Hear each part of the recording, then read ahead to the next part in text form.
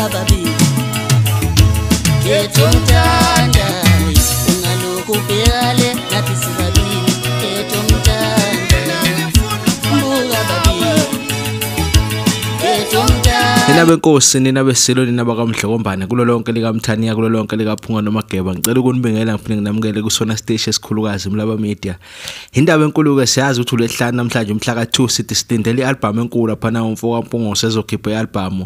Wavele wathi umfoko wakhumala phana Imfezemnyama iyawuthatha ku social media njengamanje ngesithombe esikhiphe nje namhlanje ekseni sasabalala zonke izinkundla zokuxhumana. Isithombe sakhe laphana ke nayo laphana uNtombeyiningi eguqile njengomuntu omengageayo laphana ke uNtombeyiningi egqoke futhi ingubo yesonto futhi ingubo yomshado futhi naye ke laphana ke uphumlana umfoko wakhumala Imfezemnyama ifake isudu nje enhle isudu kanokusho ukukhombisa ukuthi ke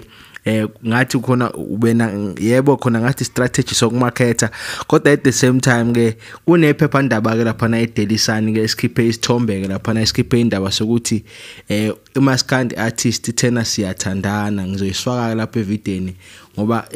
angikhonanga ukuthi ngiyifunde yonke ke lokhuza yonke lelo iarticle ekhishwe yena lapha eDaily Sun kodwa ke Imfezemnyama had a surprise up his sleeve. Maskandi star siyathandana kusho ukuthi kahle ngempela ke basothandweni asazi ke noma basothandweni luthini kuvu lwakho ngabe imarketing strategy lena noma mhlambe kukhona okwenzakala phakathi kwakhe lapha Imfezemnyama noNtombeyiningi ipost ke yakhe thena abantu abaphuma endaweni zami kusho Imfezemnyama somkhumbula ukuthi uNtombeyiningi wakwabalwa kakhulu igcome elisha lithi meke yaputshuka leyo ndawo ukuthi wagunyula amanyongo eOlive Hotel uNtombeyiningi wosola mina asazi ngicela ukuzuva lakho ukuthi uthini ngalesithombe seMfezemnyama esikhiphile kuLesihlanu ithatha nje ishashalazi likaKhuzana umfoko kaMpungose ku social media kodwa silindele ingoma.